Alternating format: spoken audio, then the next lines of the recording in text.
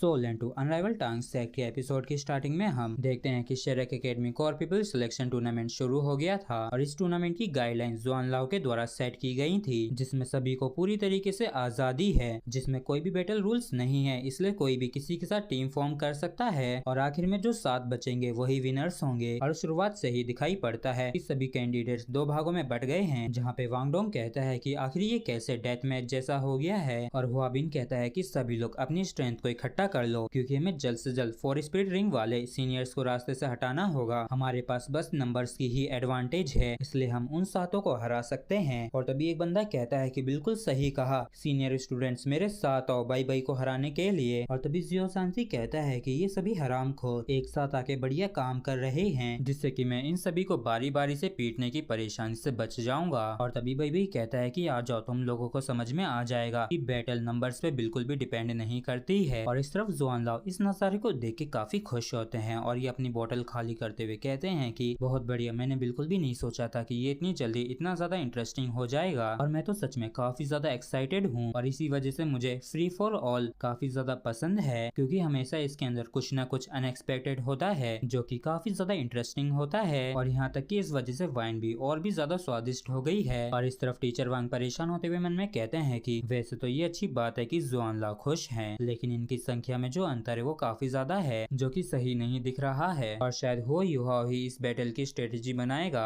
और तभी जियांगना काफी खुश होते हुए युहाओ से कहती है कि हो युहाओ, क्या यही तुम्हारी स्पिरिट एबिलिटी है? ये तो सच में काफी अमेजिंग है और अब कोई हैरानी नहीं हो रही है कि तुम्हें क्यों स्ट्रेटेजी का इंचार्ज बनाया है। ये चीज सच में तुम्हारे लिए एकदम परफेक्ट है। चलो साथ मिलके कड़ी मेहनत करते हैं, प्लीज मेरा भी ध्यान रखना। और इस चीज को सुन के युहाओ काफी चौंक जाता है और ये हंसते हुए कहता है कि thank you Jiang senior sister, आप सच में काफी काइंड हैं। और युहाओ मन ही मन खुश होते हुए कहता है कि ये कितनी बढ़िया बात है कि सीनियर जियांगनांग जैसी एक ब्यूटी मेरी तरफ देख के स्माइल कर रही है। इस चीज से मोगेम्बो खुश हुआ और ऐसा होता देख सांसी को गुस्सा आ जाता है और ये युहाओ पे चिल्लाते हुए कहता है कि हे बदबूदार लड़के, तुम्हारा चेहरा पूरा लाल क्यों हो गया? और नान ने मेरी तरफ कभी भी इस तरह से स्माइल नहीं किया। और युहाओ के इतने ज्यादा पॉपुलर होने की वजह से वांगडोंग को काफी जेलसी हो रही होती है। और तभी जिया का ध्यान सईतो के ऊपर जाता है और ये इसे देख के मन में कहती है कि ये कितना ज्यादा लंबा है और ये कितना बड़ा भी है और इसके हाथ भी कितने बड़े हैं जिनसे इसने थोड़ी देर पहले मुझे पकड़ा था। और जिया को इस तरीके से देखते हुए सईतो भी देख लेता है तो जिया इससे कहती है कि हाय, मैं युहाओ की क्लासमेट हूँ और मेरा नाम जिया है, प्लीज आप मेरा ध्यान रखना। और इस चीज को सुन के इसके मन में लड्डू फूटने लगते हैं और ये मन में कहता है कि इसकी आवाज कितनी ज्यादा प्यारी है और तो ये छोटी और कितनी ज्यादा क्यूट है और इससे तो मुझे जख्म भर देने जैसी फीलिंग आ रही है। और तभी जियो सांसी युहाओ के ऊपर चिल्लाते हुए कहता है कि युहाओ, मैं तुम्हें पहले ही बता रहा हूँ कि मेरी बंदी के ऊपर तो नजर डालने की हिम्मत भी मत करना, वरना मैं तुम्हारी टांगे तोड़ दूंगा जिससे कि तुम चल भी नहीं पाओगे। तो युहाओ कहता है कि सीनियर सांसी, ये बस एक गलतफहमी है। और फिर बाई कहता है कि हे सांसी, अपने आप को इतने सारे लोगों के सामने शर्मिंदा मत करो। तो वांगडोंग कहता है कि यहाँ पे सभी लोग ही युहाओ को प्यार करते हैं। तो युहाओ कहता है कि वांगडोंग बात का बतंगड़ मत बनाओ। और सईतो कहता है कि जियाओ, ये काफी प्यारा नाम है और मेरा नाम सईतो है। और तभी नान युहाओ से कहती है कि युहाओ, तुम्हें इस लड़के को इग्नोर करना चाहिए, ये एक नंबर का पागल इंसान है। और इस चीज को सुन के सांसी के काफी तगड़े वाले होश उड़ जाते हैं और ये कहता है कि नान, आखिर तुम क्यों युहाओ को प्रोटेक्ट कर रही हो? और इन लोगों को इस तरीके से आपस में लड़ता देख टीचर वांग के पसीने छूटे हुए होते हैं और ये कहते हैं कि इन्हें बिल्कुल भी बैटल की चिंता नहीं है, जबकि मुझे इन लोगों के बारे में चिंता हो रही थी। और फिर सांसी दोबारा से युहाओ के ऊपर चिल्लाते हुए कहता है कि हे युहाओ, सब तुम्हारी वजह से हुआ है, देखो नान दोबारा से गुस्सा हो गई है। तो जियांगनांग कहती है कि इस लड़की की वजह से मेरा दिमाग खराब हो रहा है, क्या हम इस बंदे को अपनी टीम से बाहर फेंक सकते हैं? तो भाई कहता है कि तुम लोगों को युहाओ को परेशान नहीं करना चाहिए और इसे कुछ समय तो दो स्ट्रेटेजी को सोचने का। तो वांगडोंग कहता है कि रिलैक्स, युहाओ के स्पिरिट स्पाई और स्पिरिट रेजोनेंस के साथ इन निकम्मों के खिलाफ लड़ना काफी आसान होगा। और जब सईतो ने अपना नाम बताया था तो जियाओ काफी चौंक गई थी। तो ये कहती है कि मुझे माफ करना ही सीनियर, मैं आपके नाम का मजाक नहीं बना रही हूँ। जिसपे सईतो कहता है कि हाँ ठीक है, मुझे कोई दिक्कत नहीं है। और तभी युहाओ पास्ट की बातों को याद करने लगता है जब वो रोते हुए अपनी मॉम से कह रहा था, मॉमी यहाँ पे सभी लोग मेरे से नफरत करते हैं, यहाँ तक कि मुझे तो इस दुनिया के अंदर एग्जिस्ट भी नहीं करना चाहिए। जिसपे इसकी मदर कहती है कि पागल मत बनो जियाओ, ऐसी बात नहीं है और तुम बस अपने बड़े होने तक का इंतजार करो और अगर तुम कड़ी मेहनत करते रहे तो वो दिन भी जरूर आएगा जब तुम्हें काफी बढ़िया साथी मिलेंगे जिनके बीच में तुम्हारी काफी वैल्यू होगी। और तुम चिंता मत करो, मोम का ये तुमसे वादा है और मॉम गारंटी देती हैं कि वो दिन भी जरूर आएगा। और फिर युवा मन में कहता है कि मॉम आपका हर एक शब्द रियलिटी में बदल गया है।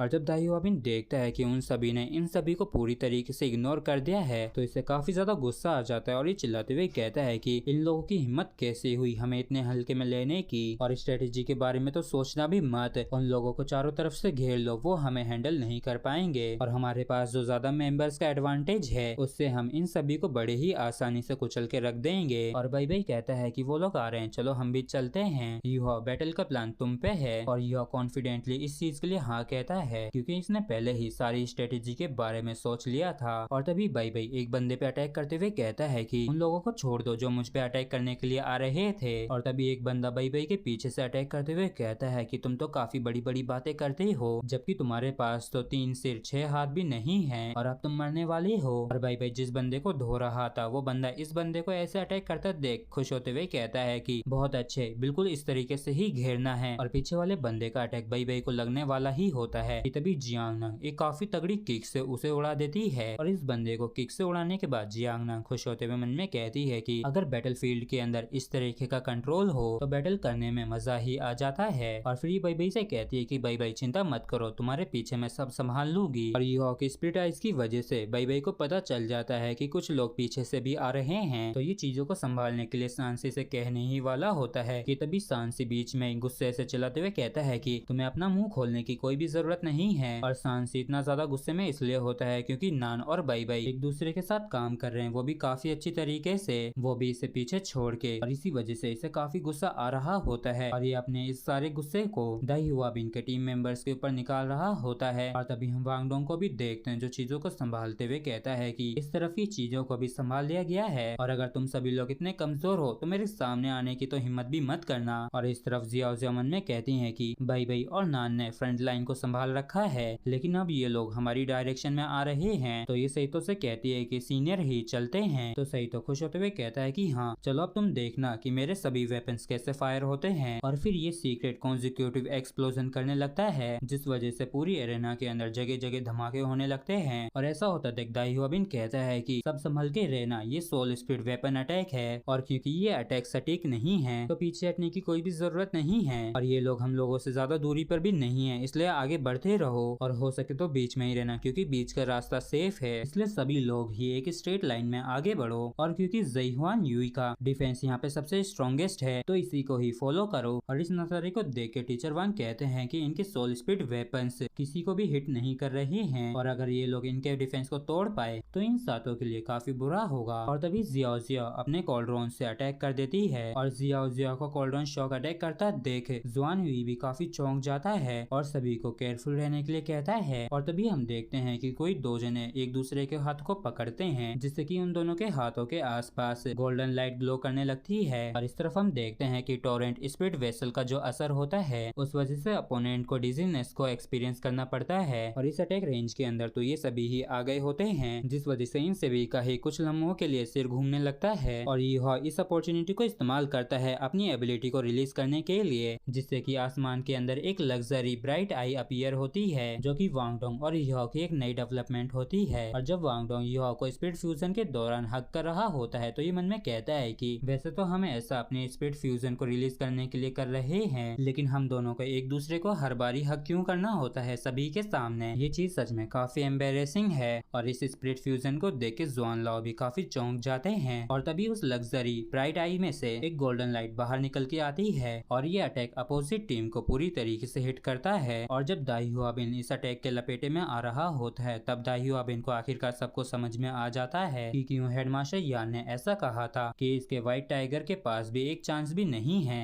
वो युहा के ब्राइट गोल्डन रोड के सामने टिकने का। और दाई हुआबिन मन में कहता है कि ये एक मेंटल टाइप स्पिरिट अटैक है, मेरी कॉन्शियसनेस जा रही है और मेरे स्पिरिट एजेंस भी और सब कुछ व्हाइट होता जा रहा है। और फिर हम देखते हैं कि दाई हुआबिन और बाकी के सभी गोल्डन स्टेचूज में बदल गए होते हैं और एक बारी जब डस्ट हट जाती है तो पूरा एरिना चमचमा रहा होता है। और इस नजारे को देख के टीचर वांग के काफी तगड़े वाले होश उड़ जाते हैं और ये कहते हैं कि ये तो काफी बढ़िया बात है जो ये लोग इतने ज्यादा लकी हैं जो ये सिर्फ एक लम्हे में ही इतने सारे लोगों के साथ डील कर पाए। और टीचर वांग की लकी वाली बात को सुन के जुआन लाओ सोच में पड़ जाते हैं और मन में कहते हैं कि ये परिणाम किस्मत से नहीं मिला है, ये काफी ज्यादा केयरफुली सोची गई स्ट्रेटेजी है, इसके पास पूरी पूरी अच्छी तरीके से पकड़ है अपने टीममेट के स्ट्रॉन्ग और वीक पॉइंट पे, और तो और ये इन सभी की कैपेबिलिटीज को भी काफी अच्छी तरीके से समझता भी है, क्योंकि जो इनके अपोनेंट्स थे वो शुरुआत से ही इनके जाल में फंस गए थे, क्योंकि उसने ही उन सभी को धीरे धीरे करके इस रास्ते पे लाया और आखिर में एक झटके में ही हरा के सबको खत्म कर दिया। इन 7 लोगों में कोई ना कोई ऐसा है जिसके पास स्ट्रेटेजी बनाने का एक नेचुरल टैलेंट है, वरना ऐसा पॉसिबल नहीं होता। और यह भी राहत की सांस लेते हुए कहता है कि बढ़िया हुआ, जो कुछ भी अनएक्सपेक्टेड नहीं हुआ और सब आराम से हो गया। और तभी बई कहता है कि बहुत अच्छे, इस तरह से हम इनर सेंचुरी के और भी ज्यादा करीब आ गए हैं। तो जियो सांसी कहता है कि मेरे होते हुए यहाँ पे प्रॉब्लम कैसे होती, और जियो कहती है कि क्लास प्रेसिडेंट सच में काफी अमेजिंग है और मैं अच्छे से जानती थी कि हम कर पाएंगे। और इस तरफ सही तो इस जीत के लिए काफी खुश होता है, जबकि नान कुछ भी नहीं कहती है, जबकि वांग डोंग खुश होते हुए मन में कहता है कि अल्टीमेट मूव तो हमारा स्पीड फ्यूजन टेक्निक थी, जबकि यह कहता है कि सभी ने बहुत बढ़िया किया। टीचर वांग अनाउंस करते हुए कहते हैं कि ये मैच खत्म हुआ, बाई बाई जियो सांसी, जियो सही तो जियांग नांग, वांग डोंग, यूहाओ ये सभी ही पास हैं। और इस चीज को सुन के वांग डोंग काफी खुश होता है और ये यूहाओ की तरफ आते हुए कहता है कि यूहाओ बहुत अच्छे, जबकि जियो सांसी भी खुश होते हुए कहता है कि हम जीत गए, ये बैटल तो सच में काफी अच्छी थी। लेकिन तभी अचानक से जियांग नांग आके यूहाओ को काफी जोर से हक कर लेती है और खुश होते हुए कहती है कि मैं काफी खुश हूँ और हमें तो यूहाओ की स्पिरिट एबिलिटी का धन्यवाद करना चाहिए, जिससे हम बड़ी ही आसानी से जीत पाए। और इस नजारे को देख के वांग डोंग के तो होश उड़े हुए ही थे, लेकिन जियो सांसी के तो आंखें ही बाहर निकल के आ जाती हैं और ये कहता है कि नान कहीं तुमने गलती तो नहीं कर दी ना, मैं यहाँ पे खड़ा हूँ। और इस नजारे को देख के वांग डोंग मन ही मन चिल्लाते हुए कहता है कि नहीं, जिसे ये सेलिब्रेटरी हक मिलना चाहिए था वो मुझे होना चाहिए था। जबकि सांसी काफी गुस्से से चिल्लाते हुए कहता है कि हो यूहाओ, ये तुम क्या कर रहे हो।